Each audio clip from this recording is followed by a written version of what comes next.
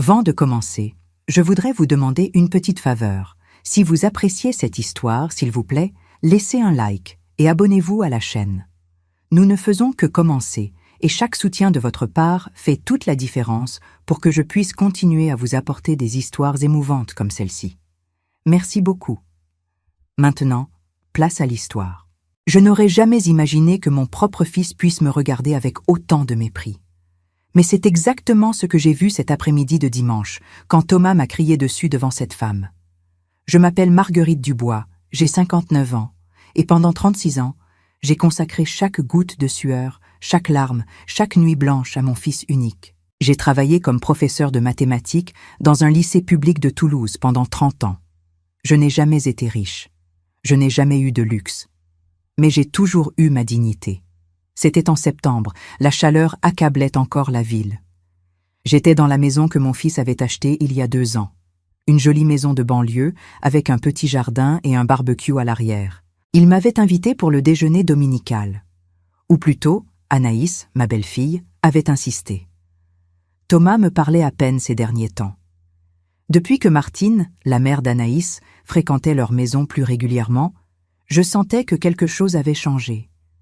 Martine avait 61 ans, des cheveux platine impeccables, des bijoux voyants aux doigts et au cou, des vêtements de marque. Elle était veuve d'un homme d'affaires et vivait de ses investissements. Elle habitait un appartement en attique au centre de Toulouse et tenait à faire savoir, dans chaque conversation, qu'elle avait de l'argent. Beaucoup d'argent.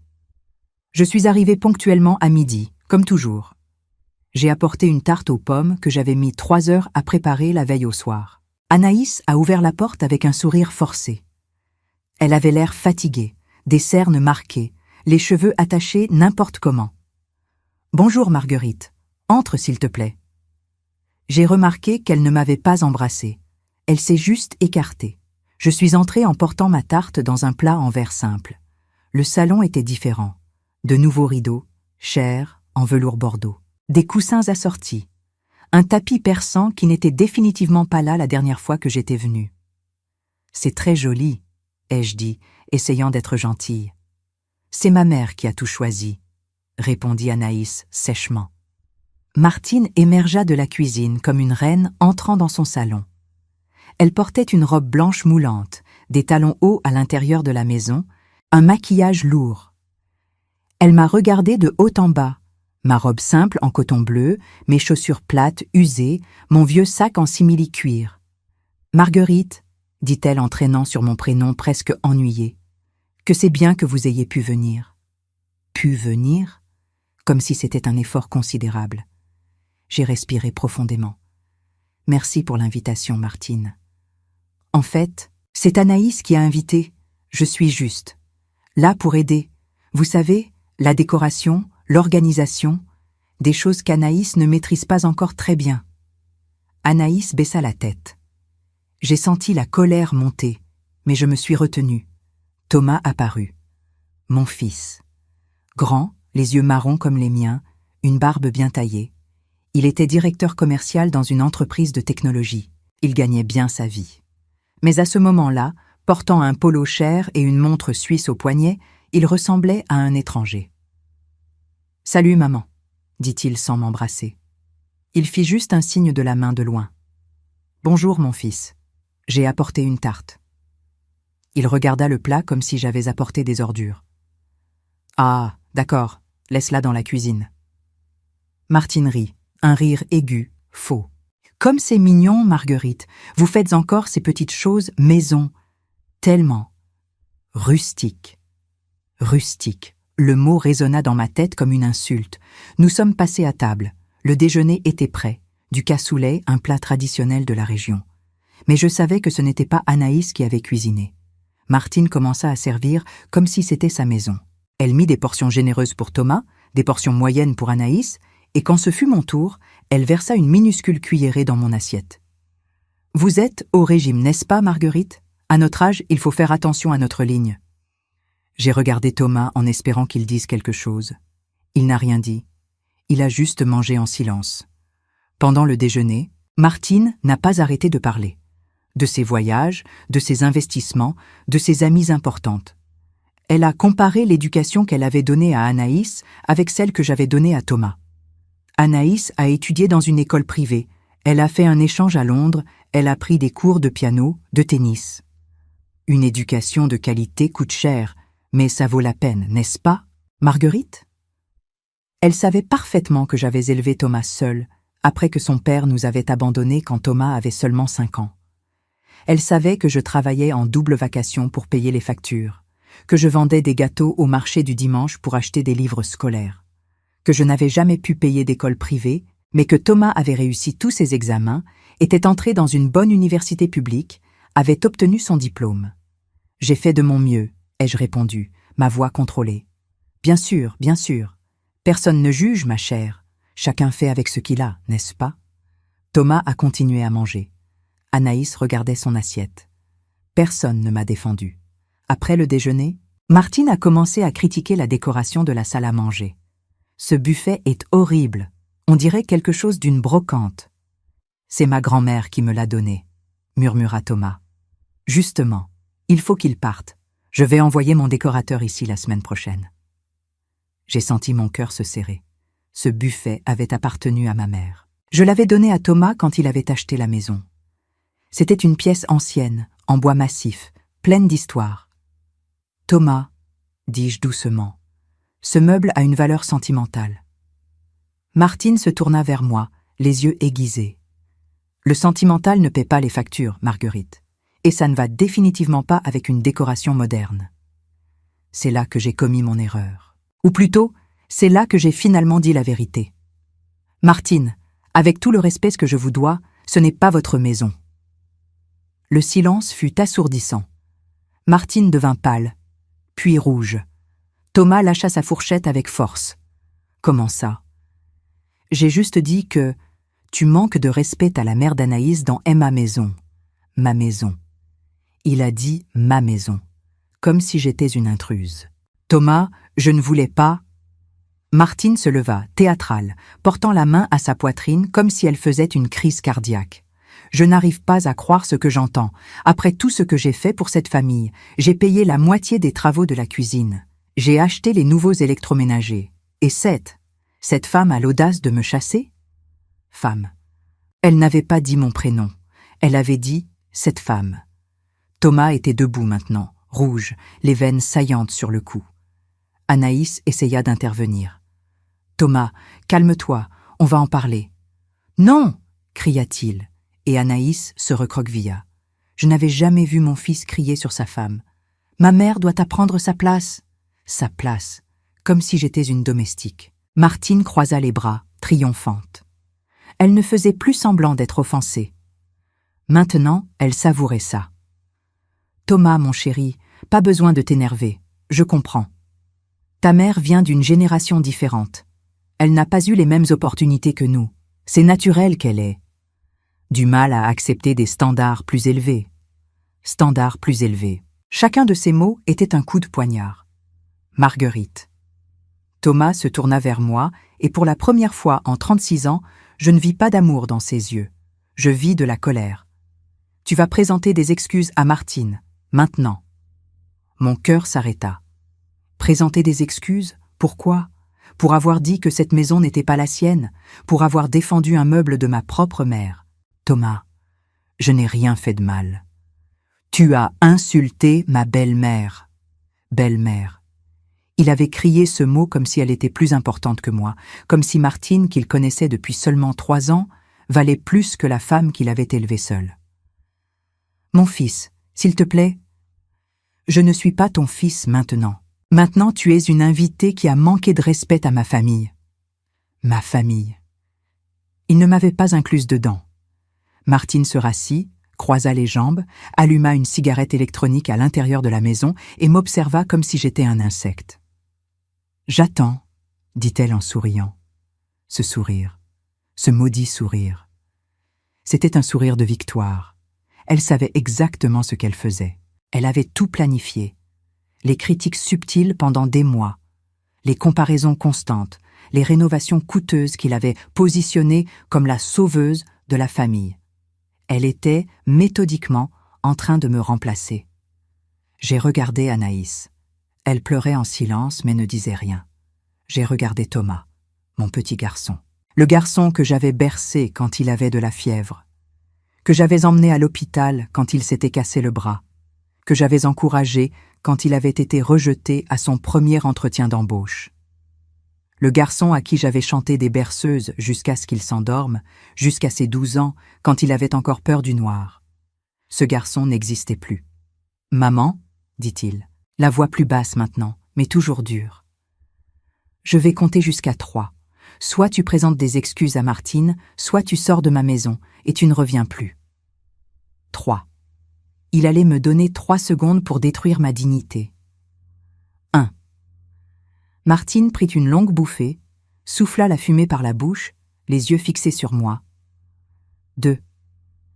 Anaïs se couvrit le visage de ses mains. Je l'entendis sangloter. Trop. Je me suis levée avant qu'il ne termine. Mes jambes tremblaient, mais je me suis tenue droite. J'ai marché jusqu'à Martine. Elle leva le menton, attendant que je m'incline, que je m'humilie, que je prouve qu'elle avait gagné. J'ai regardé profondément dans ses yeux. Des yeux bleus, vides, cruels. « Adieu, Thomas », ai-je dit, sans quitter ses yeux à elle. Et je suis sortie. J'ai pris mon vieux sac, mon manteau usé en laine beige, et j'ai traversé ce salon avec les rideaux chers, le tapis persan, les meubles que Martine avait choisis. J'ai traversé la porte et l'ai fermée derrière moi. Je n'ai pas claqué la porte, je l'ai juste fermée, silencieusement. J'ai entendu Martine rire de l'autre côté. Un rire haut, hystérique, de pure satisfaction. J'ai descendu les marches de l'entrée. Le soleil de septembre m'a aveuglé un instant. Je n'avais pas de voiture. J'étais venue en bus, comme toujours. L'arrêt était à 3 pâtés de maison. J'ai commencé à marcher. Mes jambes tremblaient. Ma vision était floue. Je ne sais pas si c'était des larmes ou la chaleur. Probablement les deux. Je suis arrivée à l'arrêt. Je me suis assise sur le banc en métal brûlant. J'ai regardé dans mon sac. Dedans, mon portefeuille avec 34 €, mon vieux téléphone portable, mes clés, ma carte de bus. Pendant 36 ans, ce sac avait transporté des couches, des biberons, des cahiers, des médicaments, des goûters, des jouets. Il avait transporté toute l'enfance de Thomas. Et maintenant, il ne transportait que la solitude d'une mère jetée. Le bus est arrivé. Je suis montée. J'ai passé ma carte. Je me suis assise au fond. 2 femmes âgées bavardaient fort à l'avant. Un adolescent écoutait de la musique sur son portable sans écouteurs, le son s'échappant. Un homme ivre dormait en travers de 2 sièges. C'était mon monde maintenant, anonyme, invisible. Je suis descendue près de mon appartement à Villeurbanne. Un quartier ouvrier, immeubles anciens, rues étroites. J'habitais un studio de 42 mètres carrés au 2e étage d'un immeuble sans ascenseur. Loyer contrôlé. J'avais obtenu cet endroit après le divorce, il y a 15 ans. C'était petit, mais c'était à moi. J'ai monté les escaliers lentement. Mes genoux me faisaient mal. Je suis entrée. J'ai verrouillé la porte. J'ai regardé autour de moi. Un lit simple contre le mur. Une petite table avec 2 chaises, une cuisinière à 2 feux, un petit réfrigérateur qui faisait du bruit, une étagère avec de vieux livres et des photos de Thomas. Thomas bébé, Thomas à l'école, Thomas à sa remise de diplôme, Thomas à son mariage. Je me suis assise sur le lit. J'ai pris la photo de sa remise de diplôme. Il souriait, en toge, tenant son diplôme. J'étais à côté de lui, dans une robe simple, souriant aussi, fier. « Maman », avait-il dit ce jour-là en m'embrassant fort, « je n'aurais pas réussi sans toi. » J'ai serré la photo contre ma poitrine et, finalement, j'ai pleuré. J'ai pleuré tout ce que j'avais retenu. L'humiliation, la douleur, la trahison, la solitude. J'ai pleuré jusqu'à ne plus avoir de larmes. Puis j'ai pris mon téléphone. J'avais un message d'Anaïs envoyé 10 minutes plus tôt. « Marguerite, je suis désolée. Je ne savais pas que ça irait aussi loin. J'ai essayé de parler, mais Thomas est différent. Il ne m'écoute plus. Ma mère est... Elle contrôle tout. Je ne sais pas quoi faire. Pardon. Je n'ai pas répondu. Les jours suivants ont été les plus vides de ma vie. Je me réveillais, je préparais du café, j'allais travailler au stand de fleurs du marché Victor Hugo, je rentrais, je mangeais quelque chose de simple, je me couchais. Je répétais. Mon téléphone restait silencieux. Thomas n'avait pas appelé, n'avait pas envoyé de message. Rien. Martine avait gagné. Une semaine plus tard, un jeudi pluvieux, j'arrangeais des roses quand j'ai vu Anaïs. Elle était de l'autre côté du marché, seule, poussant un caddie vide. Elle avait l'air perdue. Nos regards se sont croisés. Elle hésita, puis commença à marcher dans ma direction. « Marguerite, » dit-elle, la voix basse, presque honteuse. « Anaïs. » Elle regarda autour d'elle, nerveuse, comme si elle faisait quelque chose de mal, simplement en me parlant. « Comment vas-tu » ?« Vivante, » ai-je répondu, sèchement. Elle avala sa salive. « Je voulais te parler. À propos de ce qui s'est passé. Ce n'est pas nécessaire. »« Si, ça l'est, » explosa-t-elle, puis se contrôla, baissant la voix. « Marguerite, je souffre. Ma mère habite chez nous maintenant. J'ai gelé. »« Comment ça, elle habite ?» Elle a dit que c'était temporaire, que son attique était en rénovation. Mais ça fait déjà une semaine et elle est partout. Elle a changé les meubles, elle a changé les serviettes. Elle a mis ses affaires dans notre armoire. Elle fume à l'intérieur, même si je lui demande de ne pas fumer. Elle amène ses amis pour des réunions de networking dans notre salon. Et Thomas ne dit rien. « Pourquoi tu ne dis rien ?»« Je dis !» cria-t-elle presque, les larmes coulant. « J'ai dit, plusieurs fois, mais elle a une façon de me faire sentir coupable. Elle dit qu'elle aide, que je devrais être reconnaissante, que j'ai toujours été trop sensible, que je dois mûrir. Et Thomas est d'accord avec elle. » J'ai senti de la colère, mais aussi de la pitié. « Et pourquoi tu me racontes ça ?» Anaïs respira profondément. « Parce que j'avais tort. J'ai laissé faire ça avec toi. Je t'ai vu être humiliée à ce déjeuner et je n'ai rien fait. Et maintenant, elle me fait la même chose. Et pire, elle détruit mon mariage. Ton mari m'a expulsée, Anaïs. » Je sais, et je ne sais pas quoi faire. Il est différent. C'est comme s'il n'était plus l'homme que j'ai épousé. Il obéit à ma mère en tout. Il a changé sa façon de s'habiller parce qu'elle l'a dit. Il dépense de l'argent qu'on n'a pas dans des choses qu'elle suggère. Il me parle de la même façon qu'elle me parle, avec mépris. Mépris, le mot parfait. « Qu'est-ce que tu veux de moi, Anaïs ?» Elle essuya ses larmes du revers de la main. « Je ne sais pas. Je voulais juste que tu saches que je suis désolée et que, je comprends maintenant, tu n'as rien fait de mal ce jour-là, et ma mère, elle n'est pas celle que je pensais qu'elle était. » Avant que je puisse répondre, son téléphone sonna. Elle regarda l'écran et devint pâle. C'est elle, je dois y aller. Elle va me demander où je suis, avec qui j'étais. « Tu as 33 ans, Anaïs. »« Je sais, murmura-t-elle, vaincue, et elle partit en courant.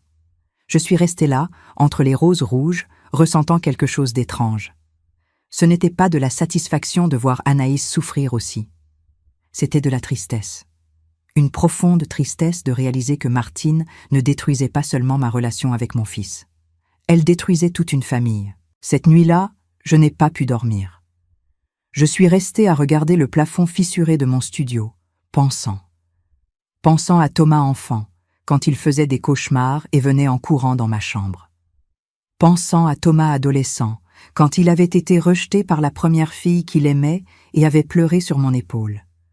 Pensant à Thomas adulte, le jour où il m'avait présenté Anaïs, disant « Maman, je crois que c'est elle. » Où était ce Thomas maintenant? Mon téléphone vibra. 2h37 du matin. C'était un message d'un numéro inconnu. « Marguerite, c'est moi, Anaïs. J'utilise le téléphone d'une amie. Je ne peux pas parler du mien parce qu'elle vérifie. Je dois te dire, ce soir elle a critiqué le poids de Thomas. Elle a dit qu'il était négligé, qu'il devait aller à la salle de sport, engager un coach personnel. Et le pire, elle a critiqué notre façon de faire l'amour. Marguerite, elle nous a écoutés dans la chambre et a fait des commentaires le lendemain matin. Je veux mourir, je n'en peux plus. Thomas ne voit pas l'absurdité de ça. Il reste juste silencieux et après il était nerveux avec moi, comme si c'était moi qui la provoquais. « Aide-moi, s'il te plaît. » J'ai lu le message 3 fois, j'ai eu la nausée. Cette femme était un monstre. J'ai tapé « Anaïs, tu dois la mettre dehors de cette maison. » La réponse est venue rapidement. « Thomas ne veut pas. Il dit qu'elle aide, qu'elle investit dans notre famille, que je suis ingrate. Alors tu dois prendre une décision. » Quelle décision? Soit tu continues à être marié avec ton mari, soit tu continues à être toi-même. Parce qu'avec cette femme dans ta maison, tu ne peux pas être les deux. Elle a lu. Elle n'a pas répondu. J'ai effacé la conversation comme elle me l'avait demandé. 3 jours plus tard, un dimanche après-midi, je lisais quand j'ai entendu des coups à la porte. Des coups forts, urgents. Je me suis levée, effrayée. J'ai regardé par le Judas.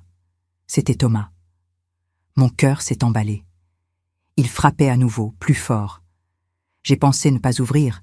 J'ai pensé crier « Va-t'en !» J'ai pensé à tout, sauf à ce que j'ai vraiment fait. J'ai ouvert la porte. Thomas était différent. Il avait maigri. Sa barbe n'était pas faite. Ses yeux avaient des cernes profondes. Il portait des vêtements chers, une chemise de marque, mais elle était froissée. Il avait l'air fatigué, vaincu. « Maman, dit-il. Je n'ai pas répondu. J'ai juste tenu la porte, bloquant l'entrée. « Maman, j'ai besoin de te parler. Maintenant je suis à nouveau ta maman ?» Ma voix est sortie plus froide que je ne l'avais voulu. Il baissa la tête. « Je mérite ça. Tu mérites plus. » Il respira profondément, comme s'il rassemblait son courage. « Je peux entrer, s'il te plaît ?» Tout en moi hurlait de lui fermer la porte au nez, de lui faire ressentir une fraction de la douleur qu'il m'avait causée. Mais c'était mon fils. Et aussi fort que j'essayais de le détester, je n'y arrivais pas. J'ai ouvert l'espace. Il est entré. Il a regardé autour de mon studio minuscule. J'ai vu la honte sur son visage. La honte de réaliser où je vivais, alors qu'il était dans une maison de 3 chambres avec jardin. « Assieds-toi », ai-je dit en montrant l'une des 2 chaises. Il s'est assis. Je me suis assise sur l'autre, de l'autre côté de la petite table. Entre nous, la distance semblait kilométrique. « Je ne suis pas venu pour m'excuser », commença-t-il. Mon estomac s'est serré. « Parce que excuse serait trop peu », continua-t-il, la voix brisée. « Je suis venu implorer ton pardon. » Je suis restée silencieuse. « Maman, j'ai tout gâché. Il frappa la table de la main, faisant trembler les vieilles tasses. « Anaïs est détruite. Elle pleure tous les jours. Elle ne dort pas, elle ne mange pas correctement. Et c'est ma faute. Et celle de ta belle-mère, ai-je complété. Il ferma les yeux, comme si entendre ça faisait mal. Elle habite chez nous, ça fait 2 semaines. Je sais. Il ouvrit les yeux, surpris. Tu sais? Anaïs me l'a dit. Il devint pâle. Anaïs t'a parlé? Oui. Elle appelle au secours, Thomas. Et tu es sourd. Il enfouit son visage dans ses mains. Je ne voulais pas que ça arrive à ce point. Je pensais que Martine essayait d'aider. Elle a payé la rénovation de la cuisine, acheté de nouveaux électroménagers, donné de l'argent pour qu'on investisse. Je pensais qu'elle était généreuse. Elle n'est pas généreuse. Elle vous achète. Je sais, cria-t-il, puis baissa la voix. Je sais. Je le sais maintenant. Mais à l'époque, je pensais que tu étais jalouse. Le mot m'a frappé comme un coup de poing. Jalouse? Oui, jalouse qu'elle ait de l'argent, qu'elle puisse nous aider d'une façon que tu n'as jamais pu. Je me suis levée de la chaise. Ma voix est sortie tremblante, mais ferme. Sors de chez moi. Maman, sors! Il s'est levé aussi, désespéré. Non, j'ai mal parlé. Je ne voulais pas dire ça. Mais tu l'as dit. Tu penses que je suis jalouse de l'argent? J'ai tout vendu pour t'élever. J'ai travaillé dans 2 emplois. J'ai vendu des gâteaux au marché. J'ai donné des cours particuliers le soir. J'ai eu faim pour que tu manges. Et tu penses que je suis jalouse d'une femme qui a acheté une cuisine? Il pleurait maintenant. Pleurait comme je ne l'avais pas vu depuis qu'il était enfant. Je sais, maman. Je sais ce que tu as fait pour moi. Je l'ai toujours su. Alors pourquoi tu m'as humiliée ? Ai-je crié, et finalement les larmes sont venues. Pourquoi tu m'as traitée comme une moins que rien devant cette femme ? Pourquoi tu m'as expulsée ? Je suis ta mère, Thomas, je suis ta mère. Il est tombé à genoux devant moi. Je sais, et je n'ai pas d'excuse. J'ai été un lâche. Je l'ai laissé manipuler ma tête. Elle n'arrêtait pas de dire que tu étais démodé, que tu ne comprenais pas le monde moderne, que tu allais entraver notre développement. Et j'ai CRU.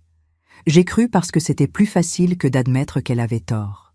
Je l'ai regardée, à genoux sur le sol de mon studio misérable, pleurant. « Lève-toi. »« Non, pas avant que tu m'écoutes. Je t'ai déjà écouté. Lève-toi. » Il s'est levé lentement, essuyant son visage avec ses mains. « Maman, Martine détruit mon mariage. Elle critique tout ce qu'Anaïs fait. Elle critique sa cuisine. Elle critique son corps. Elle critique sa façon d'entretenir la maison. Et le pire, c'est qu'elle fait ça devant moi, attendant que je sois d'accord. Et parfois je suis d'accord juste pour éviter une dispute, et Anaïs me regarde avec une déception qui me tue à l'intérieur.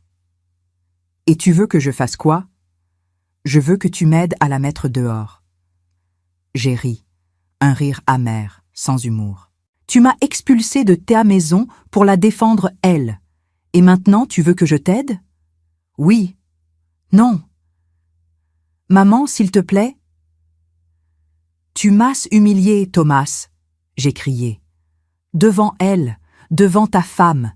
Tu m'as traité comme si je n'étais rien. Tu m'as dit de m'excuser alors que je n'avais rien fait de mal. Tu m'as chassé de ta maison, une maison pour laquelle j'ai vendu mon propre appartement pour te donner la compte.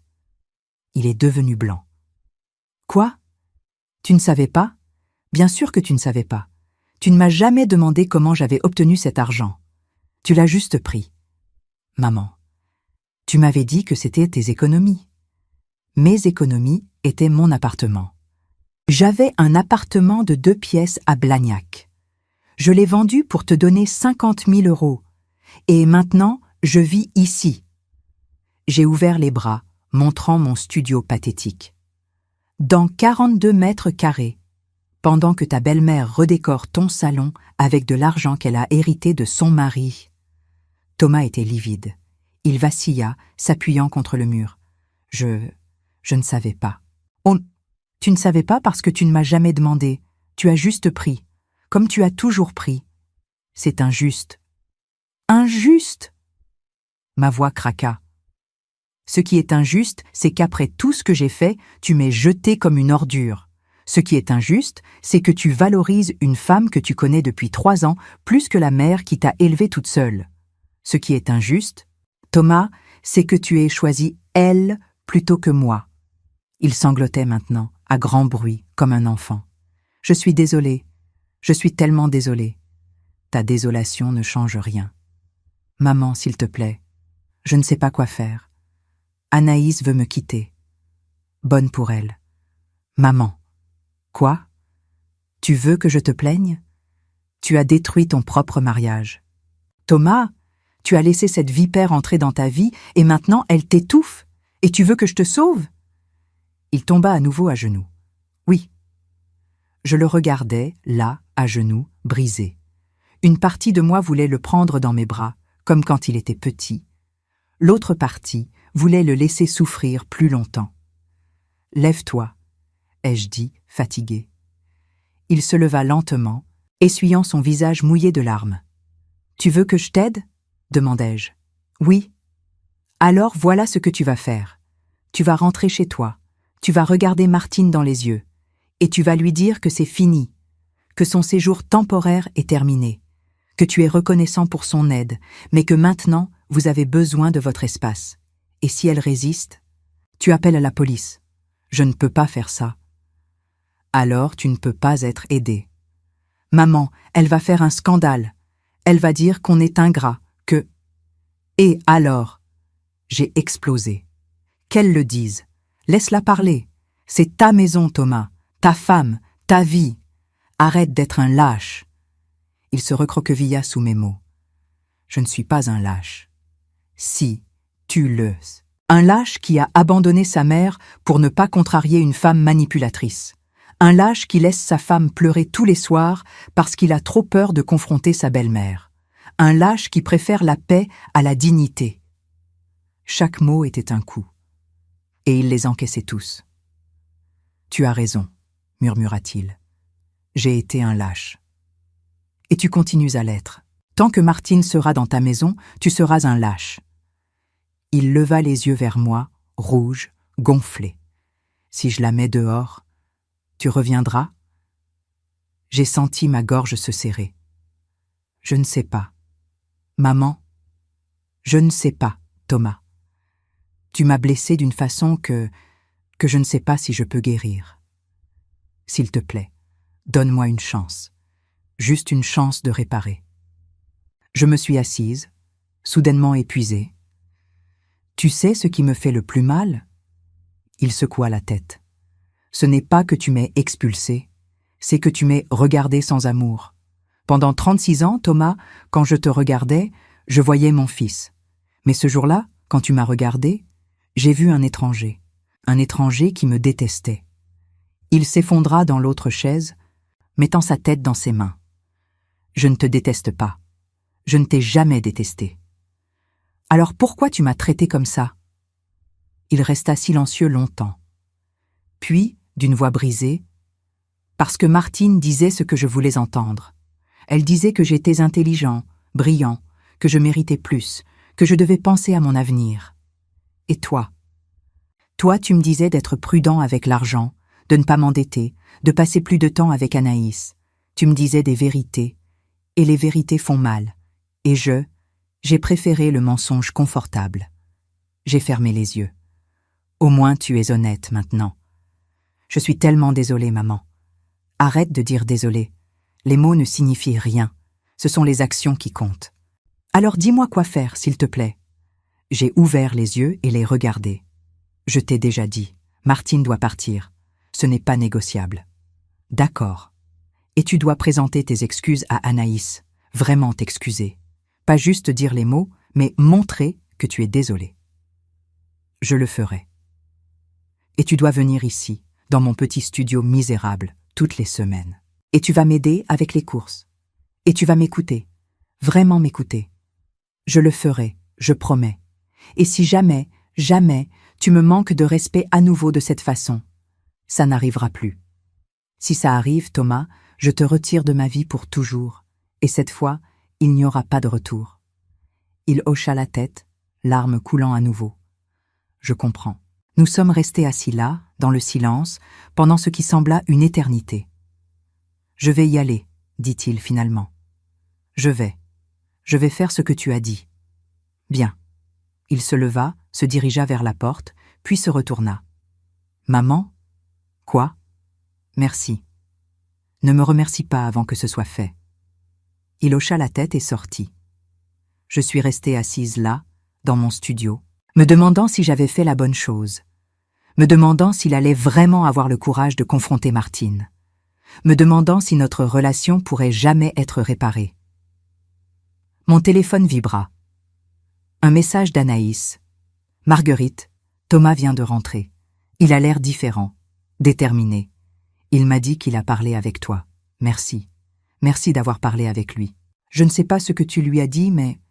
Merci. » J'ai regardé le message pendant longtemps avant de répondre. Dis-lui de tenir sa promesse. Je le ferai. Et Marguerite, je suis vraiment désolée, pour tout. Je n'ai pas répondu. 3 jours passèrent. Pas de nouvelles. Je travaillais au marché, arrangeant des bouquets de tulipes, quand j'ai vu une femme familière s'approcher. Pas Anaïs. Martine. Mon sang s'est glacé. Elle marchait vers moi avec ses talons hauts, son tailleur Chanel, ses lunettes de soleil de créateur. Elle s'arrêta devant mon stand, me regardant de haut en bas avec ce sourire méprisant. « Marguerite, dit-elle, enlevant ses lunettes. Quelle surprise de te trouver ici, travaillant, comme toujours. » Je ne dis rien. Je continuais à arranger mes fleurs. « Tu sais, continua-t-elle, je dois te remercier. » Me remercier? Oui, Tu as tellement facilité les choses, en partant de cette façon, sans te battre. Tu m'as donné exactement ce que je voulais. L'accès complet à mon gendre, à ma fille, à leur vie. Je la regardais enfin. Tu es malade? Elle rit. Je suis intelligente. Il y a une différence. Tu vois, Marguerite, des femmes comme toi. Vous ne comprenez pas comment le monde fonctionne. Vous pensez que l'amour suffit, que le sacrifice suffit. Mais ça ne suffit pas. Ce qui compte, c'est le pouvoir, l'influence, l'argent et la dignité.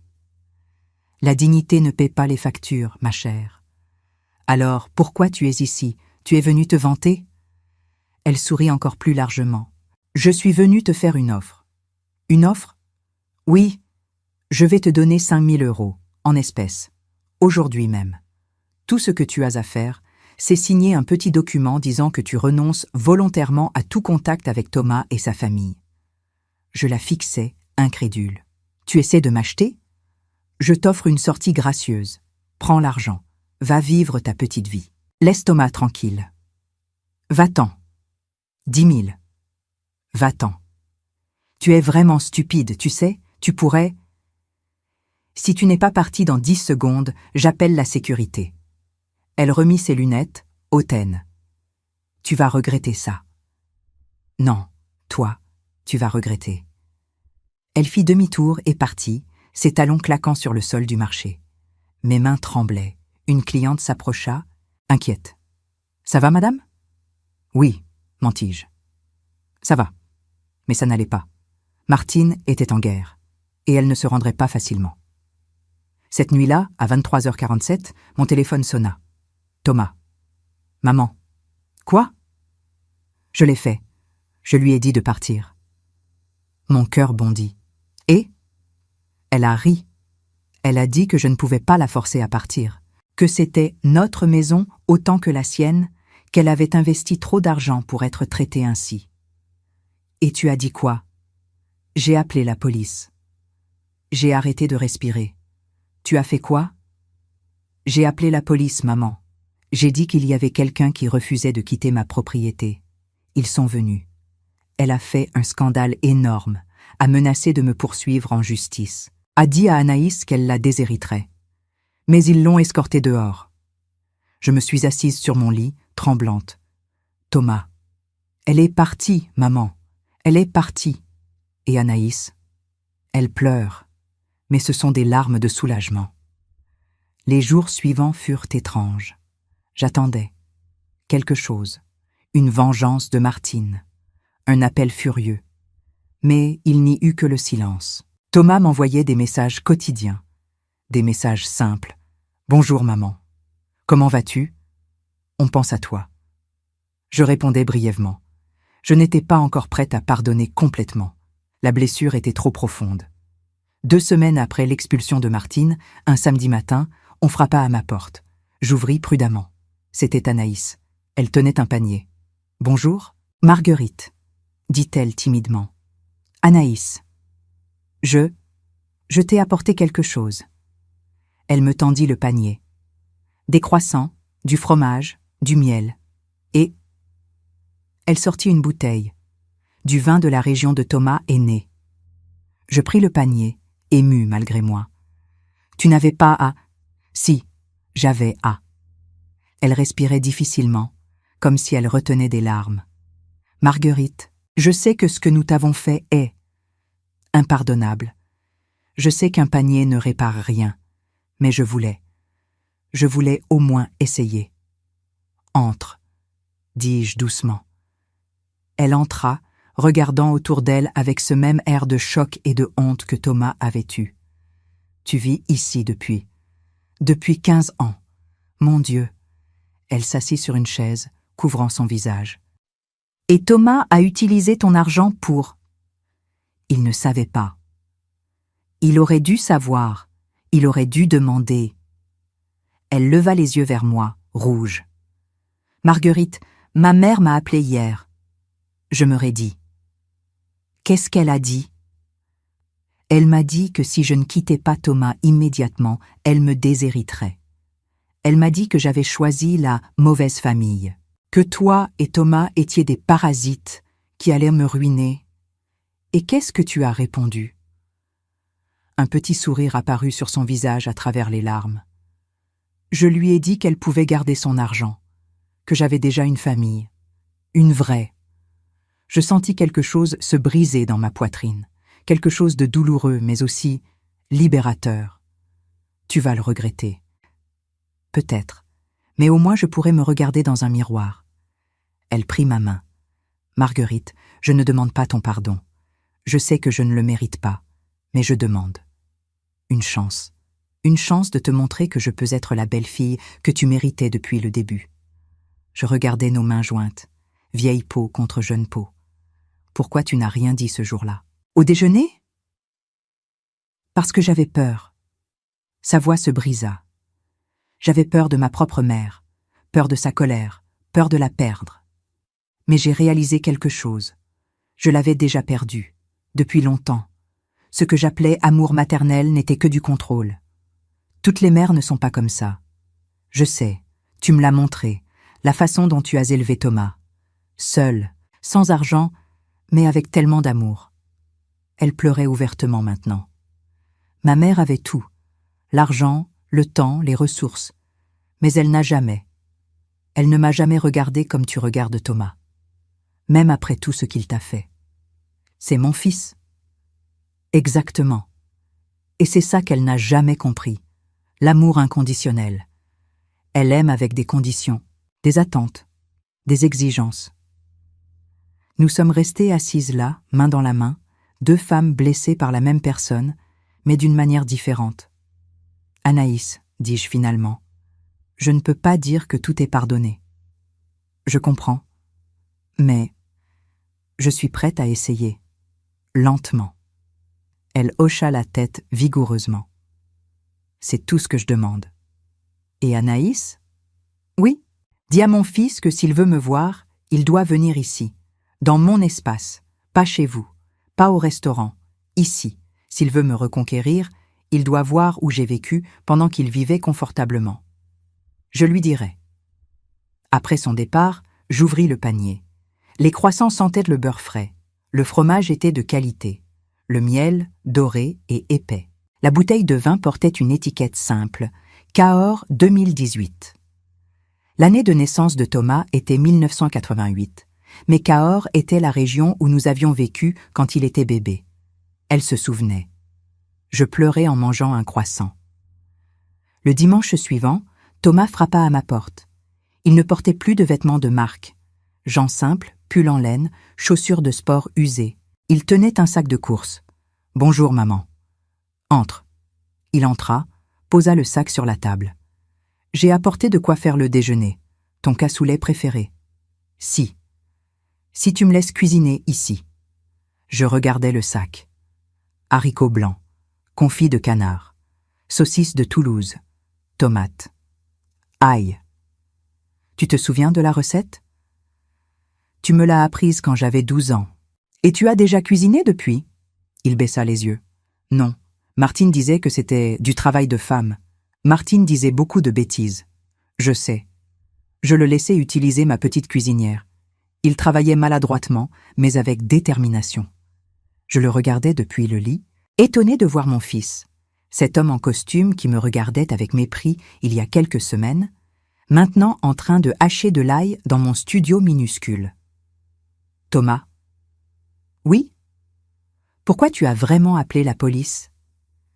Il arrêta de cuisiner, se retourna vers moi. « Parce que j'ai eu peur. » « Peur de quoi ? » « Peur de devenir comme elle. » Il s'assit sur l'autre chaise, les mains tremblantes. « Cette nuit-là, après que tu sois parti, je me suis regardée dans le miroir. Et tu sais ce que j'ai vu ? » « Quoi ? » « Un étranger. Un étranger qui avait expulsé sa propre mère. Un étranger qui obéissait à une manipulatrice. Un étranger qui faisait pleurer sa femme tous les soirs. Et j'ai eu peur, maman. Peur que c'était qui j'étais devenue. Et tu penses avoir changé en 3 semaines ? Non. Il me regarda directement. Je ne pense pas avoir changé. Je pense que j'essaie de retrouver qui j'étais, avant elle. Et qui étais-tu? Ton fils? Les mots flottèrent entre nous. Thomas, si tu veux vraiment réparer ça, je ferai n'importe quoi. Alors vends la maison.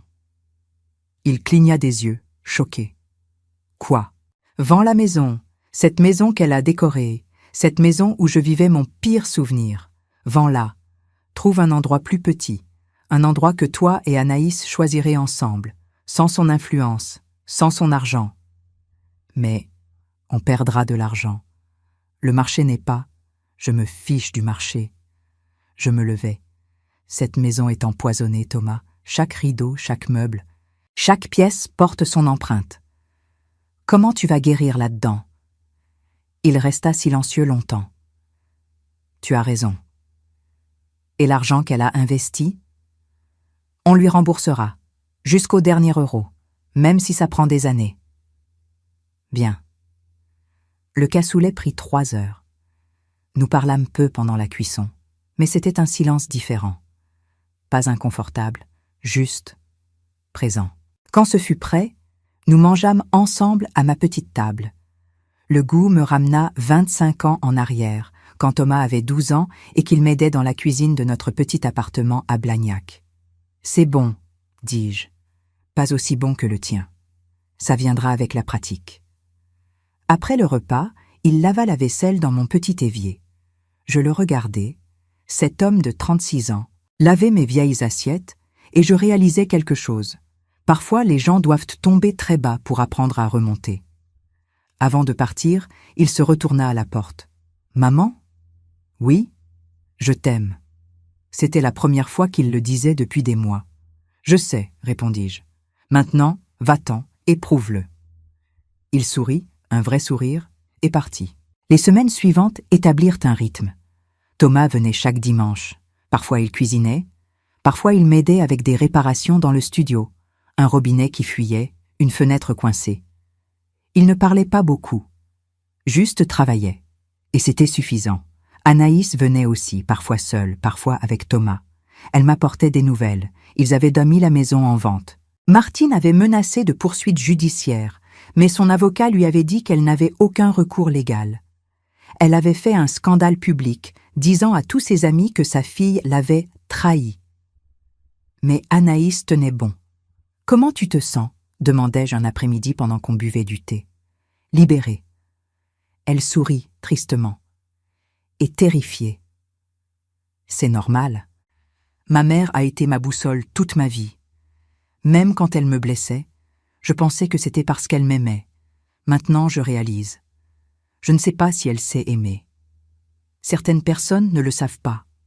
Tu le sais. Parce que j'ai dû apprendre. L'amour n'est pas naturel pour tout le monde, Anaïs. C'est un choix, une pratique. » Elle posa sa tasse. « Marguerite, puis-je te demander quelque chose de personnel ?»« Bien sûr. Comment tu as fait? Élever Thomas seul, sans argent, sans soutien ?» Je réfléchis longtemps avant de répondre. Je ne pensais pas au grand tableau. Je pensais juste au lendemain. Est-ce qu'il a mangé aujourd'hui? A-t-il fait ses devoirs? Est-il heureux? Et chaque jour, je répondais oui à ces questions. Et un jour, je me suis retournée et il était adulte. Tu ne t'es jamais senti dépassé? Tout le temps. Je ris doucement. J'ai pleuré presque tous les soirs pendant ces 10 premières années. Je me demandais si je faisais les choses correctement, si j'étais une bonne mère, s'il me détesterait quand il grandirait pour ne pas lui avoir donné plus. Et maintenant, tu penses que tu as été une bonne mère? Je regardais par la fenêtre, vers les toits de Villeurbanne. Je pense que j'ai fait de mon mieux, et parfois, c'est tout ce qu'on peut faire. 2 mois après l'expulsion de Martine, la maison fut vendue. Thomas et Anaïs trouvèrent un petit appartement de 3 pièces près du centre de Toulouse. Pas de jardin, pas de luxe, mais à eux. Ils m'invitèrent pour le dîner inaugural. J'hésitais longtemps avant d'accepter. La dernière fois que j'avais mis les pieds dans leur maison. Mais ce n'était pas la même maison. Quand j'arrivai, Anaïs ouvrit la porte avec un sourire nerveux. « Entre, s'il te plaît. » L'appartement était simple, murs blancs, meubles basiques. Mais il y avait quelque chose que l'autre maison n'avait jamais eu, de la chaleur. « C'est joli », dis-je honnêtement. « C'est petit », dit Thomas en sortant de la cuisine. « Mais c'est à nous. » Sur le mur du salon, je remarquai quelque chose qui me fit m'arrêter. Une photo encadrée. Thomas enfant, dans mes bras. Je ne me souvenais pas de cette photo. « Où tu as trouvé ça ?»« Dans une boîte dans ton studio, tu te souviens ? Tu me l'as montré il y a 1 mois. » Je me souvenais maintenant. Il m'avait demandé s'il pouvait la prendre. Je pensais que c'était pour un album, pas pour l'accrocher.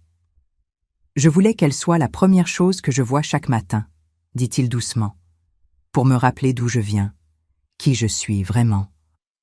Je dus me détourner pour qu'il ne voie pas mes larmes. Le dîner fut simple, poulet rôti, pommes de terre, salade. Rien d'extravagant, mais fait avec amour. « Tu sais cuisiner maintenant ?» remarquai-je. Anaïs rit. « Il s'améliore.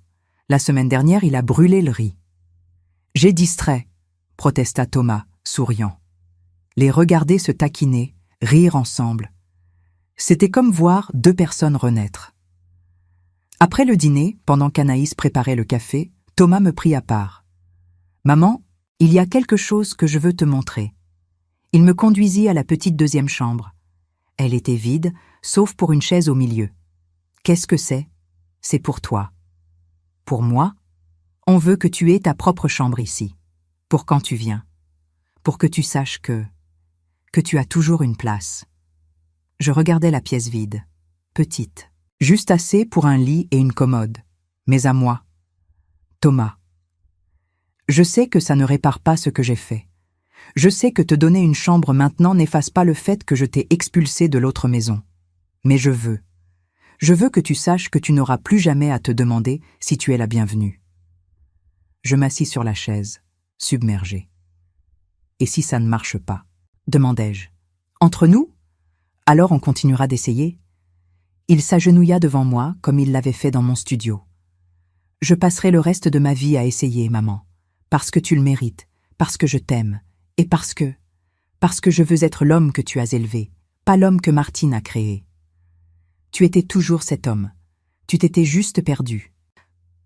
Et tu m'as retrouvé. » Nous restâmes là, dans cette pièce vide qui représentait tant. Un nouveau départ, une promesse, une réparation. Anaïs apparut à la porte avec 3 tasses de café. « Ça va ?»« Oui, » dis-je, acceptant une tasse. « Ça va ?» Plus tard, cette nuit-là, de retour dans mon studio, je m'assis sur mon lit et regardai autour de moi. Cet endroit qui avait été mon refuge, ma prison, mon témoin. Ces murs qui m'avaient vu pleurer, crier, me demandaient si j'avais échoué en tant que mère. Mon téléphone vibra. Un message de Thomas. « Merci d'être venu ce soir. Ça signifiait tout pour nous, pour moi. Dors bien, maman, je t'aime. » Je le relus plusieurs fois, puis je répondis « Je t'aime aussi, mon fils. » 3 mots. Les mêmes 3 mots que j'avais dit à Martine ce jour-là, mais avec une signification complètement différente. Ce jour-là, je les avais dit en partant. Aujourd'hui, je les disais en revenant. Je posais le téléphone et remarquais la photo sur ma table de nuit. Thomas, à sa remise de diplôme, m'embrassant sur la joue. J'avais pleuré ce jour-là de fierté. Et j'avais pleuré il y a quelques semaines de douleur. Maintenant, je pleurais. De soulagement, de pardon, d'espoir. Parce que parfois, les gens ne sont pas perdus pour toujours. Parfois, ils reviennent, pas les mêmes, brisés, humbles, mais réels. Et peut-être que c'est suffisant. Peut-être que c'est même mieux. 6 mois passèrent. L'hiver se transforma en printemps. Mon stand de fleurs au marché Victor Hugo fleurissait avec les tulipes et les jonquilles. Je souriais plus souvent. Les clients le remarquaient. « Vous avez l'air heureuse, Marguerite, » dit Madame Laurent, une habituée.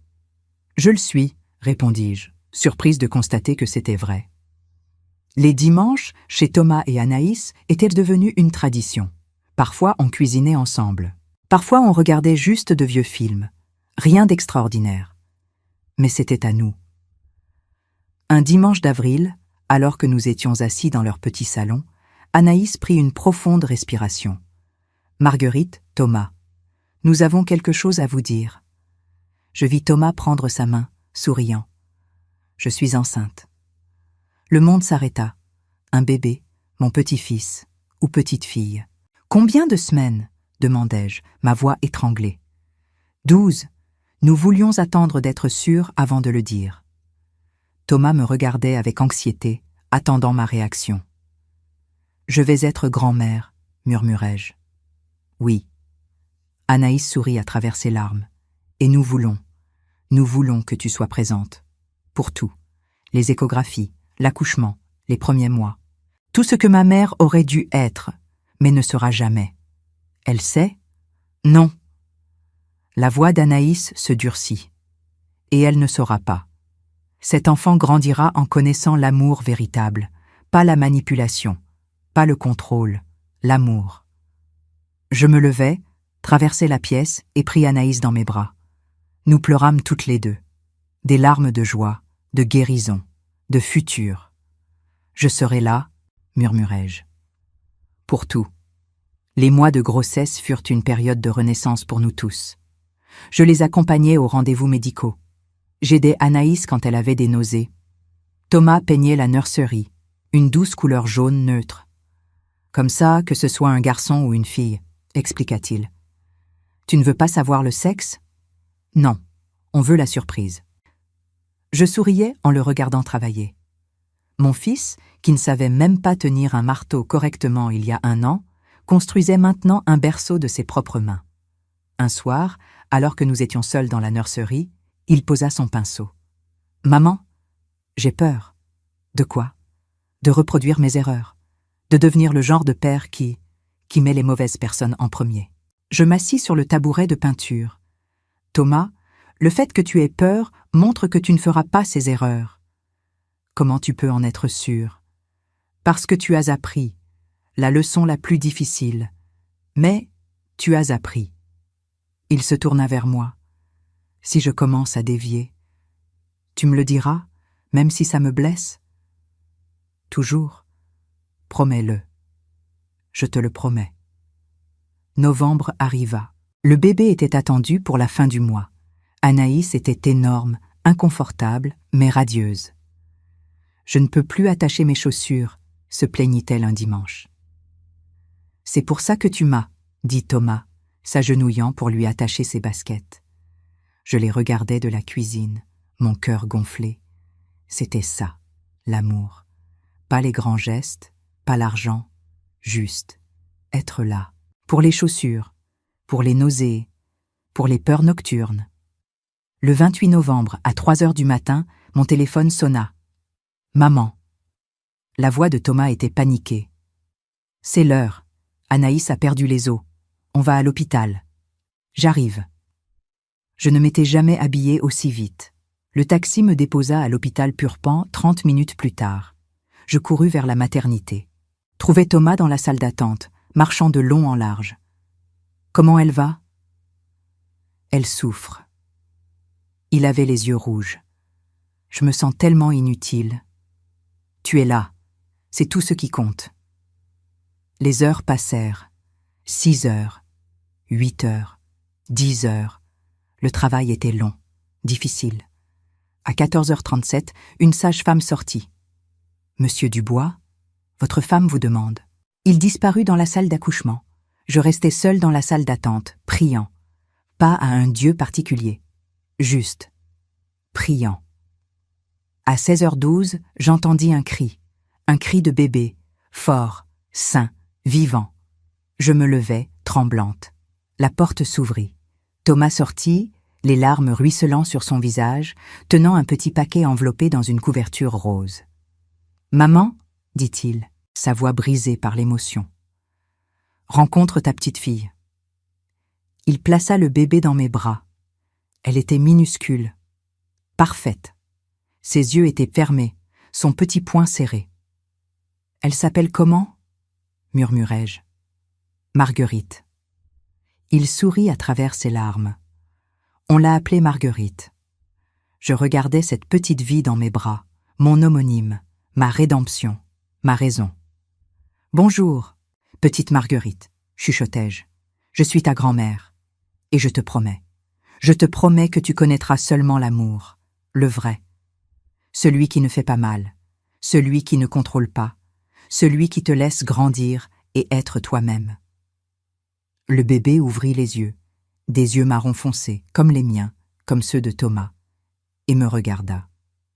Et dans ce regard, je vis le futur. Un futur où les erreurs du passé n'étaient pas répétées, où l'amour n'était pas conditionnel, où les familles guérissaient. Anaïs apparut à la porte, épuisée mais souriante. « Alors » demanda-t-elle. « Qu'en penses-tu » Je regardai Thomas, puis Anaïs, puis la petite Marguerite dans mes bras. « Je pense, » dis-je, ma voix tremblant d'émotion, « que c'est le plus beau cadeau que j'ai jamais reçu. »« Non, » dit Thomas doucement, posant sa main sur mon épaule. « Le plus beau cadeau que nous avons reçu, c'est toi. Ton pardon, ta présence, ta force. » Ce soir-là, après qu'Anaïs et le bébé se soient endormis, Thomas et moi étions assis dans la salle d'attente, désormais vide. « Tu sais ce qui est drôle » dit-il. « Quoi ?»« Martine nous a envoyé un cadeau, pour le bébé. » Mon sang se glaça. « Quoi ?» Un énorme panier de vêtements de créateur, avec une carte disant « À ma petite fille. Qu'est-ce que vous allez faire ?» On l'a retourné. Il me regarda. On a écrit « Cette petite fille n'a pas besoin de vêtements de créateur. Elle a besoin d'une famille aimante. Quelque chose que l'argent ne peut pas acheter. Elle va être furieuse. Qu'elle le soit. » Il haussa les épaules. Elle ne fait plus partie de nos vies. Elle n'a plus de pouvoir sur nous. Et si elle essaie de revenir, elle ne reviendra pas. Sa voix était ferme. Parce que cette fois, je sais qui elle est vraiment. Et je sais qui je veux être. Nous restâmes assis là, dans le silence, jusqu'à ce que l'aube commence à filtrer à travers les fenêtres de l'hôpital. « Thomas ? » ?»« Oui ? » ?»« Je suis fier de toi. » Il prit ma main. « Merci de ne pas avoir abandonné, même quand j'ai abandonné. » C'est ce que font les mères. On n'abandonne jamais. Même quand on le devrait, surtout quand on le devrait. Le soleil se levait sur Toulouse. Un nouveau jour, une nouvelle vie, une nouvelle chance.